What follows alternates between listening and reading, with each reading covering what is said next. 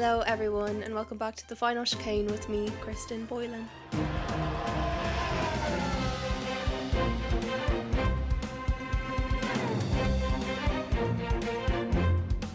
Honestly, I don't even know where to begin with this episode.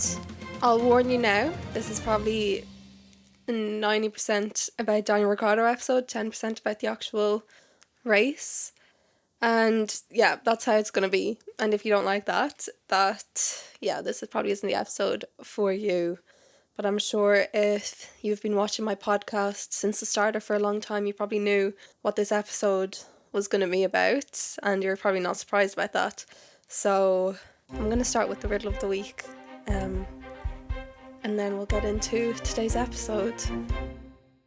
From France I came with speed and fire. Ferrari was my heart's desire. 1 win in Canada marks my fame. 32 podiums built my name. 201 starts, no title in hand. Who am I in F1's grandstand? So who's that? And I will tell you the story about it at the end of today's episode and the answer. I feel like the only appropriate outfit for this talk that we're going to have is my Daniel hat. Sorry if you're not watching on video, but just know that I'm wearing my Daniel hat for today's episode. I did not think this was going to happen. And I will start by saying that nothing has been announced as of yet. I'm making this on Monday morning. And I mean, I have to make it on a Monday because that's the only day that I'm off.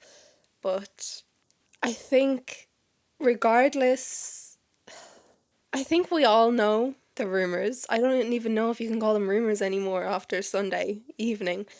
But look, I know myself that things are turning out to look one way than the other. But regardless of what the outcome is, what I'm going to talk about today doesn't really have to do with the outcome. It's more to do with how everything was handled, I guess, in regards to Daniel Ricciardo. And I mean just about that, and I will talk about the race, and I will talk about F1 Academy, but I just need to get this sort of rant out of the way first, I think. So if you somehow don't know, you somehow been living under a rock. I don't even know, I think people living under a rock would even know about this at this point, but the rumours that it was Daniel's last race obviously grew over the weekend to the point where Daniel was crying on Sunday because the potential that it was his last race. I think he probably believes that it's his last race. Why it's his last race, I have no idea, because I mean he's been outperforming Yuki for I'd say the past 10 or so races. Not in every race, but just on a general basis. But Yuki outperformed him quite strongly the first half of the season without a doubt. The problem is that the car hasn't been as good when Daniel has been performing better, so the results haven't been as good. So a mid-season swap is absolutely crazy to me. That doesn't make sense whatsoever. I think the only reason for that mid-seat swap would be that Perez is not safe for next year, and that they're seeing if they can put Liam in that seat, in the Red Bull seat, or Daniel. I don't know what they're seeing, but I think if any indication of anything, that's that they want to test out both V-carb drivers. Well, 3 V-carb drivers. I know Yuki is safe. I genuinely don't even know where to start with my rant, and you know how much I love to rant about Daniel, so this is very strange of me because I don't even know what to say. I guess we'll start at the start of the weekend, because I was annoyed by Friday. The rumours obviously had started early last week, before last week, that Singapore would be Daniel's race. Some of the rumours said that Daniel wouldn't even be driving at Singapore, and that his last race was Baku and he didn't even know about it. And then he came on Friday, and I genuinely believe from the bottom of my heart that he had no idea on Friday when he came. He knew the rumours. He arrived on plane with Max and Lando, and I'm sure like all the drivers knew the rumours. Daniel said that as well on Sunday, that all of the drivers were aware of everything. But his comment and his quote on Sunday was that I would say this isn't going to be my last race. Like, I'm pretty confident that it's not going to be my last race, but also I can't say for 100% because, you know, the sport is weird. And he was happy and he was fine about that. Like, you could tell that he genuinely believed that this wasn't his last race. And then you could tell that Red Bull thought this was his last race. You could also tell that VCarb had no idea what was going on either. I personally believe that VCarb, that Laurent and Peter had absolutely no idea, or at least no say in what would happen. Peter said on Saturday that it wasn't going to be Daniel's last race. He told the media that that's not true, it's not going to be Daniel's last race. And then he switched up his tone come Sunday. Why Daniel didn't come into this weekend aware that this could be his last race was, or is, absolutely beyond me. How a team could do that to one of the drivers, especially a driver who's been in the sport for 13 years and did an immense amount for that team. Oh my god, this episode is going to take 4 hours to edit because I literally just can't even form my thoughts together on this. Yeah, so that's my first point. My first point is that I strongly believe Daniel didn't come into this weekend thinking that it was his last race and probably thinking that rumours were rumours because people have been saying that he's gone the entire year so far. And then the rumours obviously got loud over the weekend. I think it was still Saturday that Peter Byer said that it wasn't Daniel's last race. But then again, Andrea Seidel said the weekend before Daniel got fired that McLaren weren't involved in silly season whatsoever to Sky. And they had announced that Daniel would be leaving a few days later, so you can never trust anyone, I guess. But in this case, I do think that Peter Byer was not aware, and I think that, I mean, he is CEO, he doesn't exactly have control over the drivers, I guess, but as CEO, you know, his opinion definitely does matter. I'm getting too warm in this hat, I'll put it back on in a minute.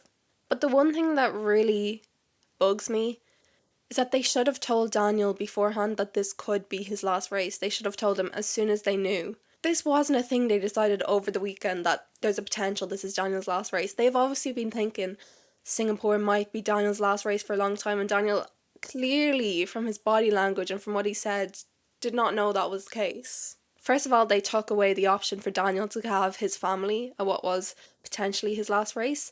Australia is like 5 hours away from Singapore by flight.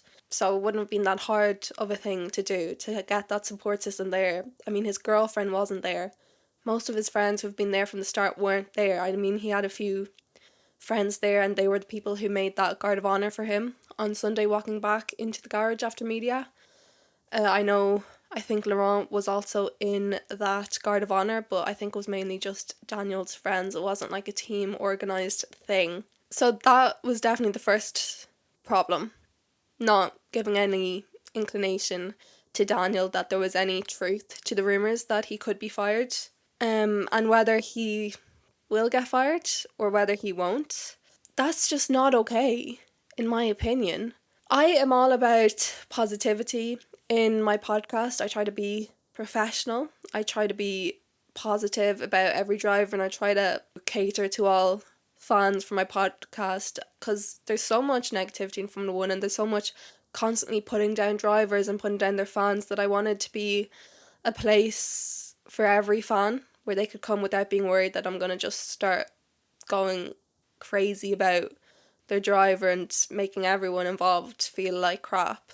But with that and with my whole positivity vibe to my podcast, I'm also going to always call out what I think is wrong, because I do think the way that Red Bull have treated Daniel is wrong. I thought the way McLaren treated Daniel was wrong, and I don't see a huge difference between this treatment and McLaren's treatment of Daniel. I think that they're both hard, they're both horrible, they both kept something, the most important thing about Daniel's career, away from him, and they let him suffer and they let him take the blame completely by himself from the media while they stayed silent, and they didn't give any straight answers and they lied to the media and everything involved. So you could definitely see the vibe of Daniel change between Friday and Sunday. Friday he seemed very confident it was his last race in Formula 1. Sunday he seemed very confident it was his last race in Formula 1. So I do think the lack of being straight with anyone is a huge issue here.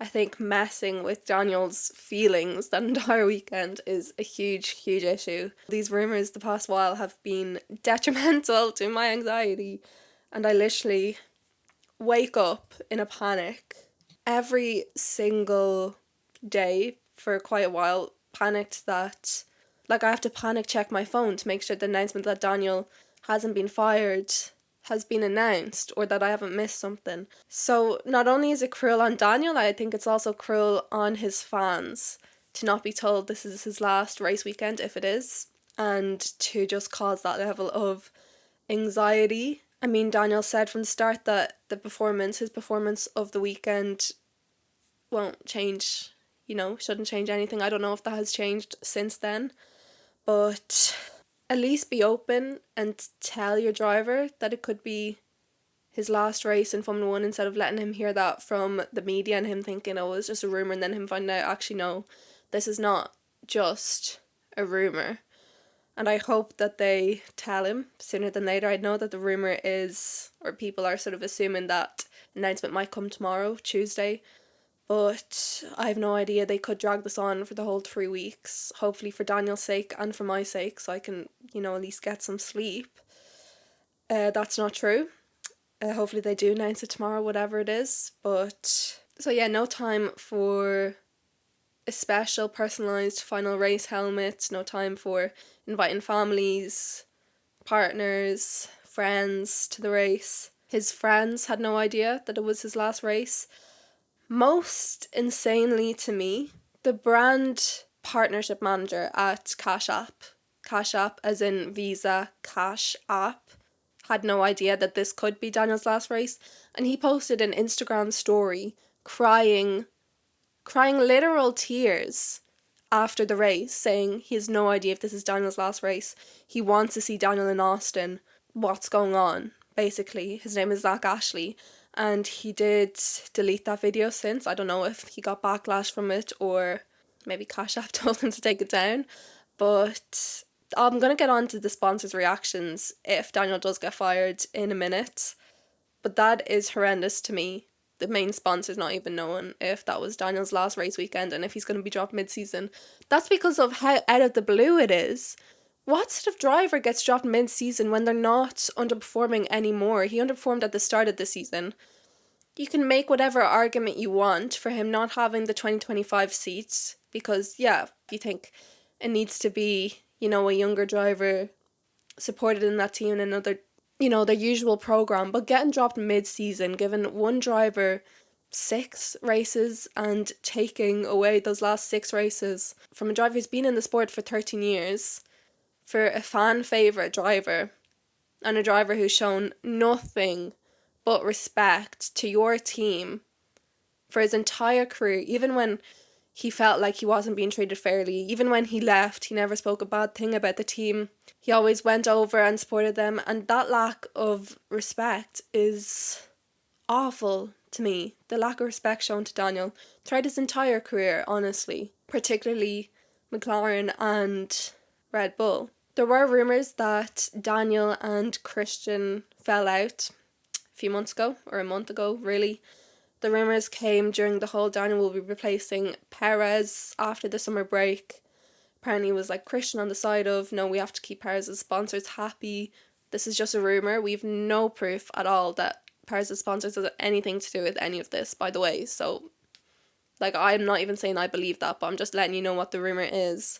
That, yeah, Helmut was on the side of replacing Perez with Daniel, and Christian was on the side of keeping Perez and his sponsors. And I don't know completely how we got from Daniel replacing Perez at Red Bull to Daniel being fired.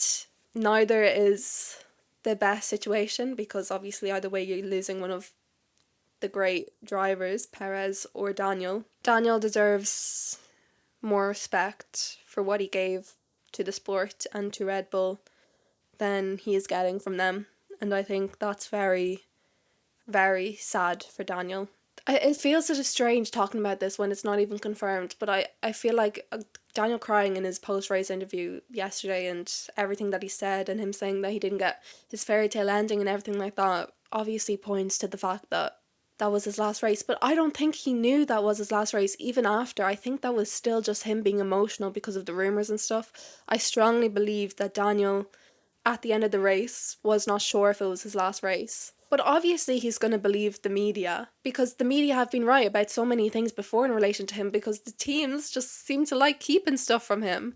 Like, he seems to be the last person to find out. All of a sudden, Daniel's been fired from McLaren, and the media are talking about it a week before it's announced, and how Oscar will be replacing him. And then Oscar goes to Alpine and Daniel breathes a sigh of relief.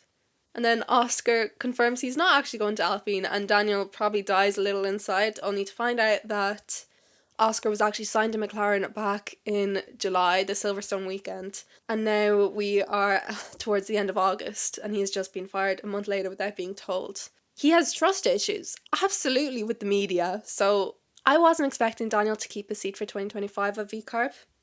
I think from the start it was very much he either needs to be good enough to join Red Bull or he needs to be going. And so I didn't either way expect to see him in VCarb. I wasn't sure if he would get the Red Bull seat or not. I mean, I was sort of relying on the rest of the season to see how he would do, but that is apparently being taken away from us anyway. I absolutely was not expecting him to be dropped mid-season, and once again I think that is a disaster of a decision. Also for Liam Lawson, because the outrage this has caused. I mean, you go on Twitter and every single tweet is, I don't like Daniel Ricciardo, but this is awful. First of all, you don't need to say, I don't even like Daniel Ricciardo, just say that it's awful. You don't have to let everyone know that you don't like him. But when his haters, which he's getting a fair few of this year, are even saying that, you know, this is going to be a PR disaster for Red Bull. No matter how it ends, it already is a PR disaster. He has his sponsors. Red Bull have Daniel's sponsors crying on their Instagram story because of that. He has the commentators tearing up. But also, just Daniel having to deal with that media all weekend. The switch up is crazy. The commentators all weekend talking about how Daniel doesn't deserve to be in Formula 1 and how he needs to go and how he's going to get fired, and how even after Laurent Mecchi said no, like, it's not Daniel's last race, they were still saying every single turn, oh, this is Daniel's last race. First of all, to deal with that alone, all that pressure from the media, then the lack of trust from the team, and then having to focus on your own performance, and then having to also focus on the fact that this might be your last time driving a Formula 1 car. I don't know how he even got through that weekend, because I barely got through it.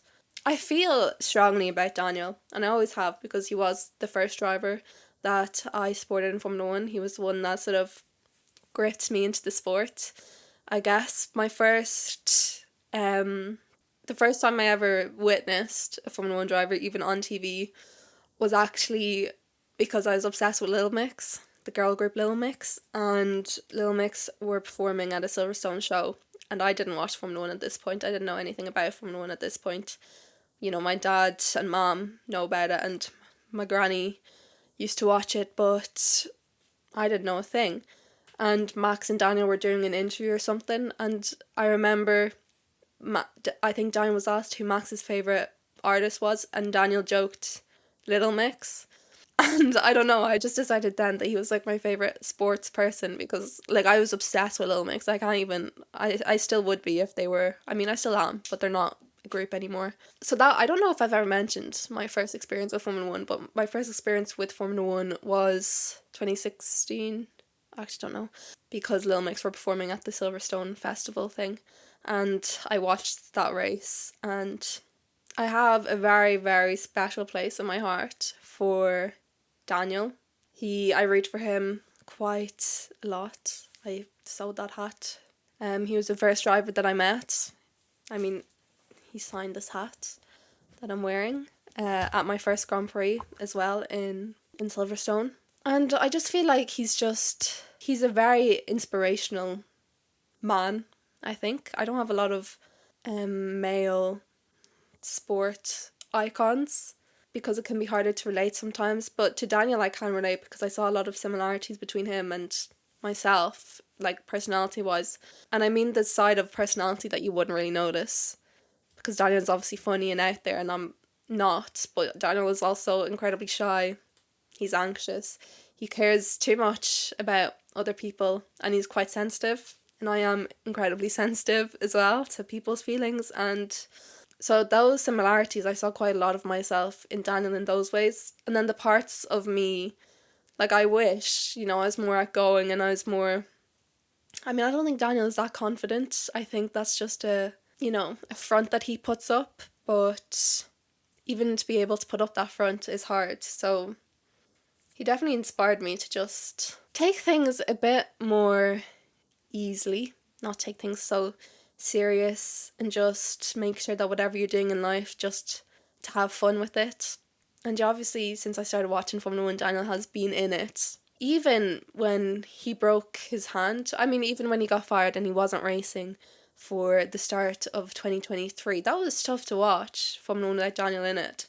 My day would be made when the camera would just cut to him just in the pit, doing nothing, just standing there. So if this is Daniel's goodbye from Formula 1, that is going to be a very tough pill to swallow. Yeah, again, I'm sure that most of the people who watch my podcast and have been here a few episodes probably not... I mean, I'm sure you probably would have left by now if you're a Daniel hater, because I probably talk about him a bit too much. But I have my reasons for that, and I don't really tolerate Daniel hate on my page. I don't tolerate any driver hate on my page, but especially not Daniel hate. And to think that his last race weekend in Formula 1 was a P18 finish, a last place finish, is genuinely heartbreaking. Maybe I should move on to talk about something else. But yeah, I just think it was quite cruel by the Red Bull bosses to do that to Daniel and to not protect him, I guess, from all of this. Because it doesn't matter how much money you make, it doesn't matter how famous you are, your mental health deserves to be protected and thought about. And that wasn't the case for Daniel. And he's had his struggles with, his mental health before. And we've seen what that lack of trust and feeling so lost in Formula 1 did to him back in McLaren. And to sit by Zach Brown and say, look what you did to Daniel, our boy. He looks broken, he looks ill, whatever it was that Christian said. To just sort of throw that back at him. Throughout the entire season though, Daniel, he's been standing by himself without the backing, without Red Bull there to support him in the media, which is what a team needs to do. And I've said the same about Logan and Williams. I think the teams need to protect their drivers. If your driver isn't good enough, fire him and just get it over with, but don't lead them on. And don't put them in days and weeks and months of anxiety and misery with, not being truthful, whatever word I'm looking for. I can't even think right now. I'm sure, I'll start talking about the race because I'm sure a few other Daniel points will come back to me over the course of this episode. Yeah, media moments. Starting media moments 40 minutes into the episode. I guess the biggest media moments are McLaren's rear wing. I'm just going to explain the rear wing situation because I think a few people are confused about it and this is my understanding of it. The problem was the amount of flexibility within the wing which caught the attention of other teams at Baku. And the wing did pass the FIA's tests, so it's technically within the rules, it's legal. But the FIA were a bit unhappy because during the race, the movement of the wing did seem unusual. So the tests are obviously done at a standstill, so things changed around during the race. So McLaren then had conversations with the FIA. They offered to make adjustments to the wing even though it was already compliant. And this was to avoid any, further controversy. So in short, the wing was legal and they made the changes to avoid controversy. So I guess people were confused about how they're not being disqualified or whatever, and basically that is why. They obviously feel that the changes, that the flexibility of the wing or whatever isn't a huge performance gain, even though some team are arguing that it is and it could have been that different between results. But so that is the issue with the wing. The other issue, main media moments, was Max swearing. Apparently now it's been banned to swear in the press conferences, which is, yeah, again, what the FIA consider important. A little ironic to me. Like, we'll race in the countries that have the least amount of human rights and where, you know, women don't even have equal rights, and to be any part of the LGBTQ plus community is illegal. But if Max Verstappen swears in the press conference, no, that's where we draw the line, because that makes so much sense. Not as if there isn't an F1 TV for kids. Like, there isn't this whole thing for kids that's presented by kids. Interviews with kids, graphics for kids. Like, okay, telling the drivers to reduce the amount that they use swear words is fine, but community service, seriously, what even is that? Max Verstappen does have the backing of all the drivers in relation to that, but FIA think they need to sort out their priorities. F1 Academy was also on this weekend. So I did go into greater detail on my TikTok about F1 Academy. My TikTok is Kristen Boylan X, if anyone wants to see those videos. But basically, race 1, Bianca Bustamante had a false start. She didn't stop in her box, so then she waved for the false start to happen so they could do another formation lap and she could go into her box, but you wouldn't be allowed to go into your box. I don't know if she realised that or she just decided to take the penalty that way. You'd have to start from the pit lane then if you caused that, and she didn't, so then she got a penalty for that. Pan Lloyd also got a penalty for start infringements, which were extremely minimal. Like, I could barely notice watching. They didn't pass the line, but they moved slightly, which obviously triggered the sensors. Pulling had an absolutely perfect weekend. She had a really great weekend. She won both races. Podiums were the same for both races as well. Pan, even with that penalty, she kept her position on the podium. So that was very impressive. She just got it in the last lap. She just pulled that much away. So again, shows why she is a title fighter. Leah Block, P4, just missing out on the podium again, but an extremely good finish as well. Shows that she's definitely one to keep your eye on as well. Free practices, the star of the show was definitely the lizard. I was literally crying watching that lizard. He was so cute, but I was very worried that he would die over the weekend. Canada and Singapore, you know, Canada is the one with the, what are they called? Small bear things called that always get run over in Canada. Groundhogs. That's my least favourite part of Formula 1 is the animals on the track that sometimes get killed, and like the birds and everything. Yeah, throughout the free practices, Williams and V-Carb, who were definitely looking strong. Don't know what happened to V-Carb. McLaren and Ferrari too, with Red Bull and Mercedes not looking great, but Red Bull or Max turned that around anyway. Qualifying was definitely more difficult. Daniel was out in Q1, P16. A lot of issues with his tyres, but altogether it was more his fault. He just didn't, get the good lap together, but the tyres were an issue. Commentators notably did point out for everyone else that the tyres were an issue, but decided to leave that out in relation to Daniel. And then decided to cry about him on the Sunday. Albon was on fire as well. He had the 136 and Lando had the 130.002. So obviously that big of a difference. I don't know what Lando was on, but congratulations to him this weekend. He was insane again. Perez was out in Q2 then. He had a problem with his rear tyres, which was noted. With Colapinto just 0.07 off Albon. Hulk P7, insane again.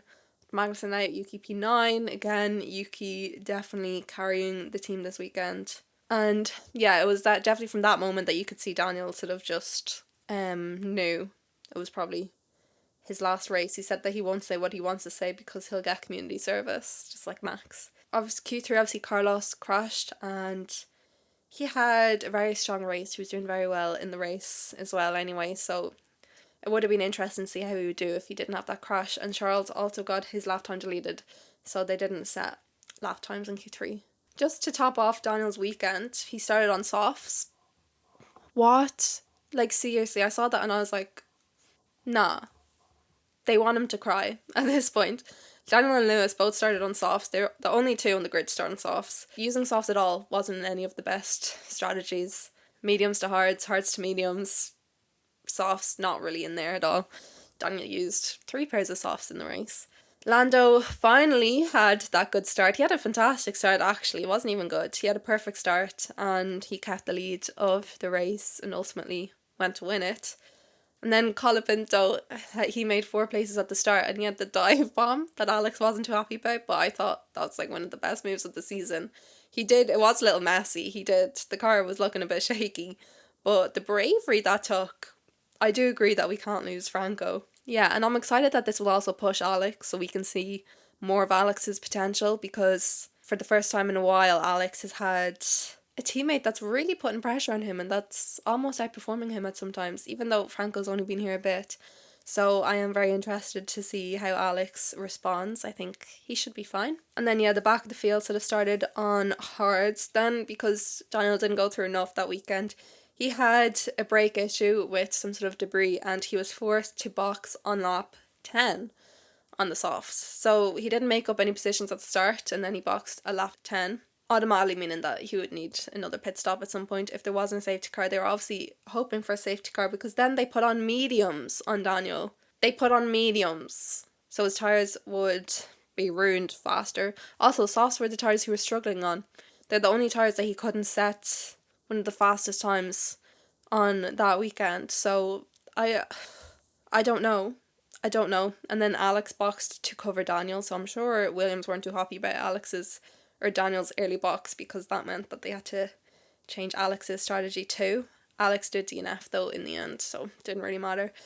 Carlos boxed early too and he just made up the places just like that very quickly. And then Alex, he DNF'd on lap 17. I mean, Norris was like 15 seconds ahead of Verstappen by lap 22. Again, I can't really fault Lando this weekend. Charles was also making good overtakes. He was stuck behind the Haas for a while. We obviously know that Singapore is not an easy track to overtake at all, but he did have that good overtake on Hulk towards the late 20 laps. So, I mean, I did say Lando was basically having a perfect weekend, but he did make some mistakes in the race. He had a lock up and got a bit too close to the wall at some points. But to be honest, that just shows that he was pushing his limit every single lap and he didn't crash, so I'm not going to fault him for that. Gasly and Hulk had an incident, but that was not investigated in the end. And then when Yuki pitted, they pitted him onto softs as well. Another bad strategy decision because it was on lap 35. There was, 61 or something laps. How did they think the softs were going to last that long? So Yuki basically was competitive as soon as he came out of the pits, and then as the tyres faded away, he didn't really have much chance to catch. I think it might have been Franco ahead of him. So the V-carb race was over, and then Yuki did have a bad start as well. So that didn't help either. Daniel had some good overtakes. He overtook the Saibas. Can't remember who else he overtook, but he did have some good overtakes. But there was no mention of that. But what was mentioned was when he let Yuki past, which I think showed the vibe of the commentators that weekend. And then, Daniel made a second stop onto softs again. Not his last stop, his second stop. Magnussen clipped the wall and had to retire the car in the end. And then Daniel boxed for the fastest lap. Now, I didn't hear the radio about this. I don't know what the call was. I think the call was just, Daniel, do you want to box? Daniel was probably like, yeah. And that's what happened. I absolutely think it was for Red Bull. 100% I think it was for Red Bull. V-Carb are definitely standing behind the point that it wasn't for Red Bull and that they just wanted to give Daniel something to smile about after the weekend. But I do think it was for Red Bull because, they probably would have pitted like Perez. Maybe, if they were going for it themselves, if they didn't know that they could use Daniel. I think Red Bull said that they were going to pit Perez, but then they saw Daniel had pitted, so they just left him to it. Look, I don't believe that. I think he was pitting for Red Bull, and I think Daniel, even if he wasn't, I think that's why Daniel thought he was pitting, to go for the fastest lap to help Max. And that's what he did. He took that point away from Lando. He obviously doesn't get the point, but he did take the point away from Lando. And ultimately that means that, I'm sure you've seen, Max just has to finish second to Lando in every race. Doesn't matter about fastest lap or anything like that, and he will still win the championship. So without that point, fastest lap might have mattered at some point. But yeah, that was a cute little thank you, Daniel, as well, which sort of shows that as soon as Max heard that, he would have known that Daniel had done that for him, for Red Bull. But yeah, he did that for Max, make no mistake. He did that for Max. He also said that's also the track record, so Daniel now holds the fastest lap at Singapore ever. So yeah, Norris, Verstappen, Piastri podium. Obviously Red Bull, obviously McLaren weren't happy about that fastest lap situation, but I don't think they're going to push it too hard. You know, Zach has been complaining about Red Bull being a 4-car team for a while, and I mean that's the last thing I care about today, to be honest. Russell had a good race, bringing it home. P4, Leclerc P5, Hamilton P6, Colapinto P11, just missed out on the points, but still a strong race, and Yuki P12. First Singapore Grand Prix without a safety car. It wasn't the most exciting Singapore Grand Prix ever, was it? To be honest. I don't know what's happening with the safety cars. Can we have them back, please? Safely? For no big reason. Why? Is there a reason? Like, why is the races been so clean recently? And I'm not complaining that they're clean and that people aren't getting hurt. But, like, why can't more people get a puncture and just, like, not even make it back to the pits so there has to be a safety car? So everything switches up. It's just what I want. And driver of the day, Daniel Ricciardo. The mixed... It's funny about the driver of the day because the mix was people not wanting Lando to get it because Lando got it quite a lot this season. Who was driver of the day? Lando. Of course Lando was driver of the day. But, yeah. And then the other half of people, you know, in case it was Daniel's last race, wanted to give him a little thank you through the form of driver of the day. It's not worth anything. Don't know why people get so pressed about driver of the day. That's the race. I mean, I would love to show you like the interviews and stuff that I'm talking about from Daniel, but I don't want to get banned. But just listen to his voice here. The cockpit is something that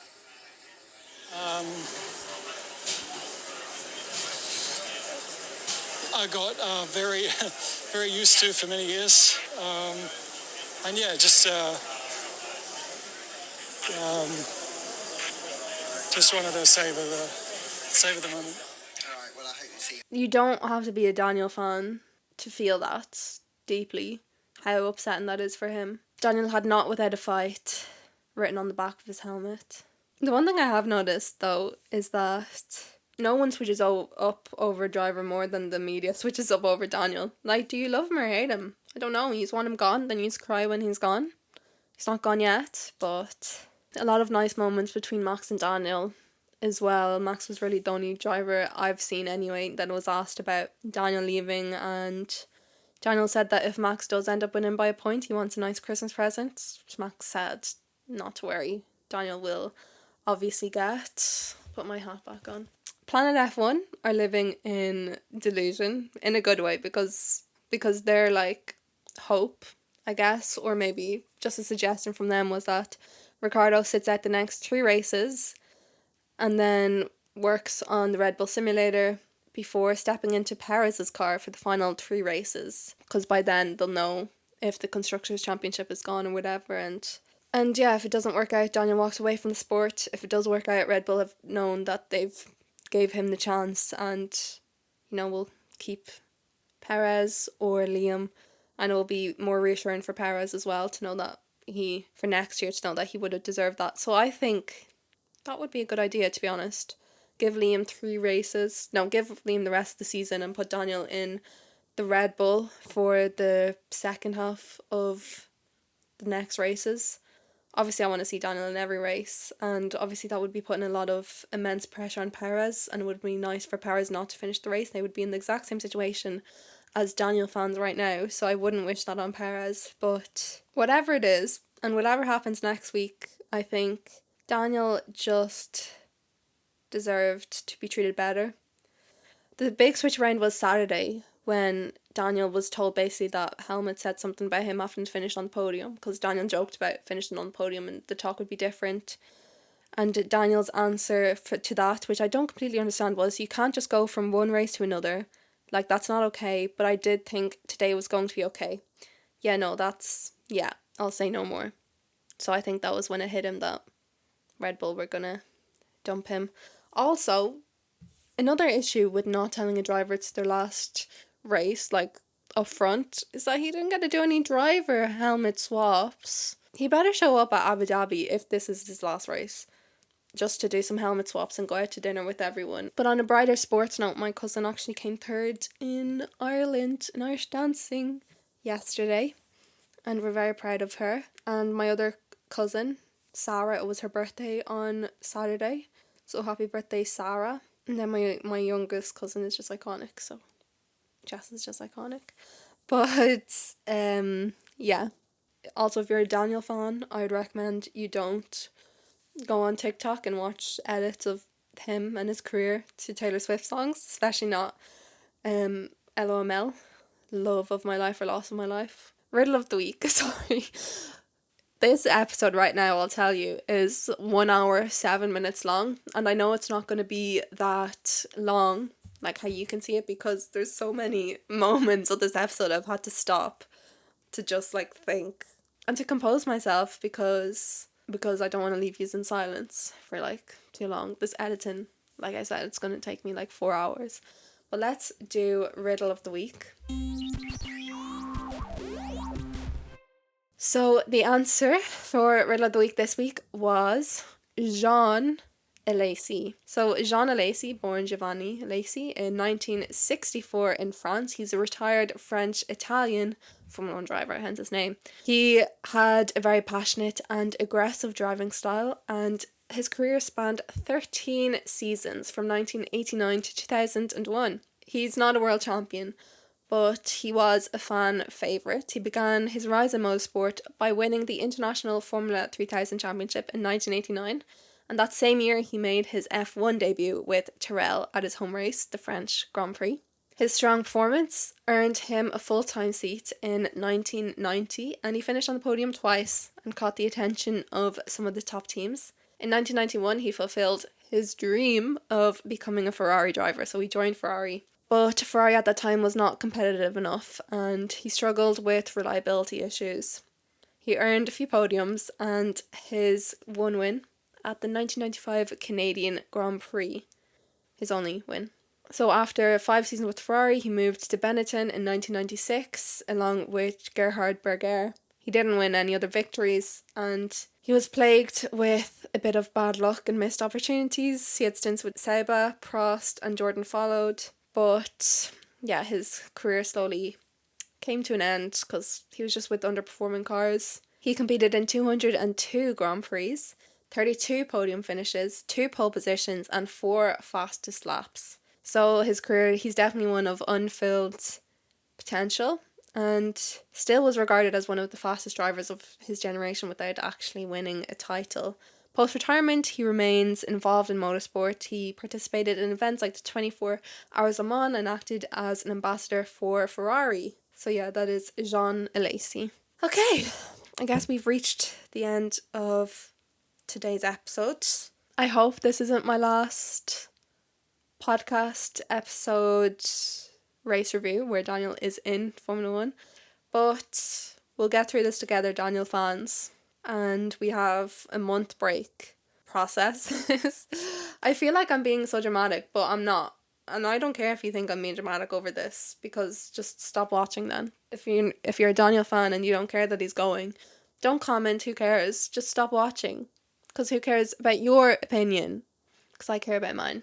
Basically, the highlight of today's episode was that I think Formula 1 drivers need to be treated better by the media and by their own teams, be treated with more respect, and no amount of money or fame means that you're undeserving of respect or for your health and mental health to be protected. And I think teams need to do a better job at protecting the mental health of their drivers for every single driver on the grid. I think Daniel has showed nothing but professionalism and maturity during his entire Formula 1 career. I know maturity in his driving and his response to situations. If it was many of the other drivers that have been through stuff that he's been through, they wouldn't have handled it with as much professionalism, and I wouldn't have, absolutely not have, and I don't think they should have. But he never has once turned the blame on anyone else. He's the first driver to say, it wasn't the car, it was me, when he does believe that. And he never even spoke bad words after his stint at McLaren, even though he was struggling mentally a huge amount there. He never said anything bad about Red Bull this weekend, or about his treatment there, or about how this is all confusing, even though, for once, I mean, Ted Kravitz actually said something about how just stop stringing him along and just let him know, because it's just so mentally harmful to do that. So I think we should all have a bit of respect for Daniel Ricciardo's Formula 1 career if it has ended already.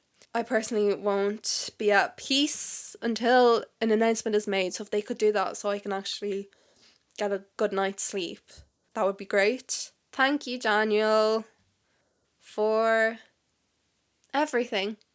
And I really, really hope that all of this will just be an embarrassing episode, because it will be announced that he will stay for the rest of the season, and that everything, all of the emotional mess that everyone was yesterday, will just be for nothing. I've never hoped to be more embarrassed in my entire life. But yeah, and thank you all for watching. I will see you for the Austin Grand Prix review. And until then, you can find me on TikTok and Instagram. Everything is always in my description. Bye guys.